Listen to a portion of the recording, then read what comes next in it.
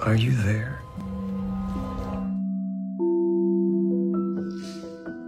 Di suatu sekolah khusus perempuan, saat jam pelajaran tengah berlangsung, masuk seorang murid baru, pindahan dari sekolah lain.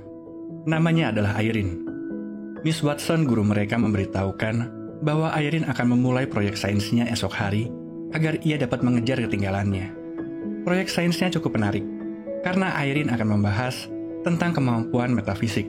Apakah kemampuan tersebut nyata atau tidak? Beberapa murid yang mendengar hal tersebut terlihat mentertawakannya. Seperti layaknya di sekolah-sekolah semacam itu, selalu ada kelompok populer yang senang membuli. Madison dan rekan-rekannya adalah kelompok tersebut. Mereka mengganggu Irene di hari pertamanya. Namun, tanpa mereka sadari, ada hal aneh yang terjadi. Sebuah pensil muncul di laci Madison secara tiba-tiba. Dan setelah ia melemparkan pensil tersebut ke kepala Irene, pensil itu menjadi abu dan menghilang. Cupcake. Hey, your head got in the way of my pencil.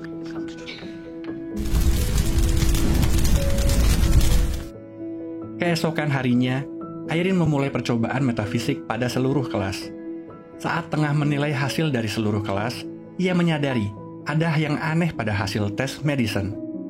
Nilai rata-rata batas minimal seharusnya 5 dari 25 pertanyaan, tapi Madison mendapatkan 0. Ia segera ke kamar Madison dan memberitahukan, menurutnya, Madison mungkin memiliki kemampuan metafisik, entah disadari atau tidak. Irene ingin melakukan tes lain kepada Madison, tapi Madison menolaknya. Irene lalu meninggalkan kartu Zener di depan kamar Madison. Saat teman-temannya meninggalkan kamar, Madison mengambil kartu Zener itu, dan malam itu ia menemukan kalau ia mampu menebak kartu dengan tepat. What the fuck? Keesokan harinya, Irene mendapatkan pesan dari Madison untuk menemuinya di kamar mandi sekolah yang tidak terpakai. Madison pun memarahinya karena ia pikir Irene melakukan prank. Tapi Irene membantahnya. Menurutnya, Madison spesial. Madison masih tidak dapat menerimanya, tapi perlahan ia juga penasaran. Lalu bertanya, apa selanjutnya? Irene menyarankan untuk melakukan berbagai macam tes metafisik untuk mengetahui kemampuan Madison. Malam itu pun, Irene menyiapkan segala macam untuk tes metafisik yang akan mereka lakukan. Madison agak bingung dengan bagaimana kemampuannya bekerja. Ia tak merasakan apapun saat mengetahui apa kartu yang dipegang Irene. Irene menjelaskan kalau hal tersebut tidak dapat dirasakan. Ia hanya bisa tahu kalau ia memilikinya. Dan setiap kali Madison melakukannya, ia akan semakin terasah dan terlatih. Dari hasil tes yang mereka lakukan, saat itu diketahui kalau Madison memiliki kemampuan astral projection dan membaca pikiran. Madison sangat senang dengan hasil tes tersebut. Ia pun memanfaatkannya untuk membuli siswi lain. Malam berikutnya, mereka mencoba melakukan telekinesis dan berbagai tes lainnya. Tapi malam itu, mereka tidak mendapatkan hasil apapun. Madison mengajak Irene untuk kembali ke kamar, bersama-sama. Sepertinya, ia senang dengan adanya Irene. Namun saat sedang kembali ke kamar mereka bertemu dengan seorang guru. Madison pun menggunakan kemampuannya untuk balik memeras guru tersebut, dan berhasil. Guru tersebut tentu khawatir rahasianya terbongkar, dan akhirnya membiarkan mereka kembali ke kamar mereka.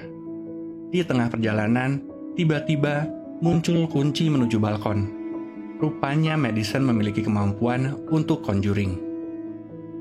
Madison pun lalu mengajak teman-temannya untuk nongkrong di balkon. Setelah membuka pintu, Madison menyadari kalau kunci tersebut berubah menjadi abu dan menghilang.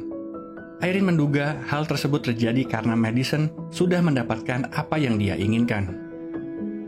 Mereka lalu menghabiskan waktu di balkon sekolah. Teman-teman Madison menanyai Irene tentang hal-hal pribadi dan menyuruhnya menghisap ganja. Irene yang dalam hatinya ingin sepopuler mereka mengikuti kemauan mereka.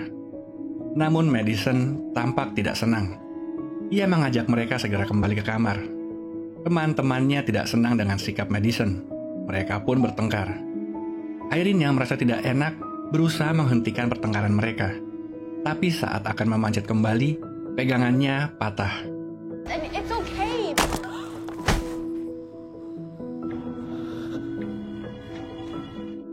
Irene terjatuh dari balkon. Ia meninggal. Madison segera menghampiri Irene, dan hal yang mengejutkan terjadi. Irene tiba-tiba bangun.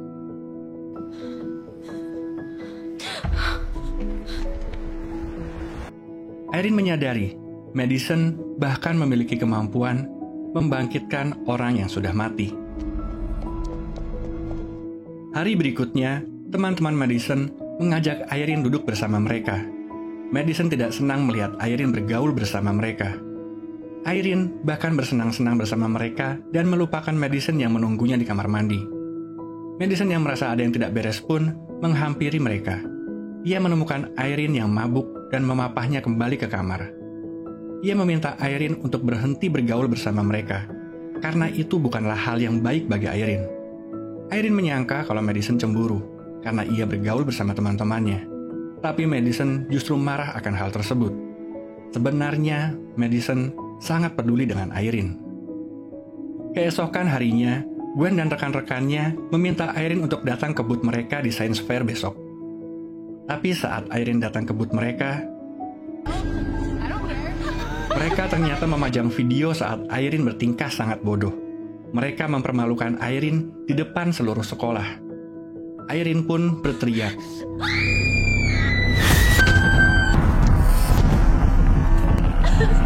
Madison melihat itu semua. Ia pun mendatangi Irene yang bersembunyi di kamar mandi. Ia menuduh kalau sebenarnya yang memiliki kemampuan metafisik adalah Irene. Irene hanya memanfaatkannya. Namun Irene menyanggah. Ia tak memiliki kekuatan apapun. Madison lah yang melakukan semuanya. Madison membela Irene saat melihatnya dibully oleh teman-temannya. Madison tetap tidak dapat menerima itu semua. Ia mengira kalau Irene adalah gadis normal. Ia sangat menginginkan seorang teman. Irene kembali menyanggah. Madison merasakan itu semua karena ia tak mau mengakui kalau mereka berteman. Madison sangat peduli pada orang lain. Madison peduli pada Irene. Ia bahkan menyelamatkannya dari orang-orang yang berlaku jahat kepadanya. Irene meyakinkan Madison kalau mereka itu berteman. Ia tak mengerti kenapa Madison tidak mau mengakuinya. Madison akhirnya menjawab kalau ia takut jikalau suatu saat Irene akan menyakitinya, akan mengkhianatinya, atau pergi meninggalkannya. Irene kembali meyakinkan Madison kalau itu semua tidak akan terjadi, karena mereka adalah teman. Madison pun sadar, dan akhirnya menerima Irene sebagai temannya. Namun sesaat kemudian, badan Irene berubah menjadi abu dan hancur menghilang.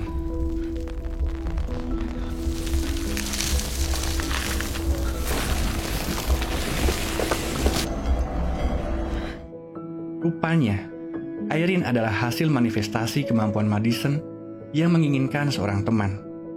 Dan hari berikutnya, seorang murid baru kembali masuk ke sekolah mereka.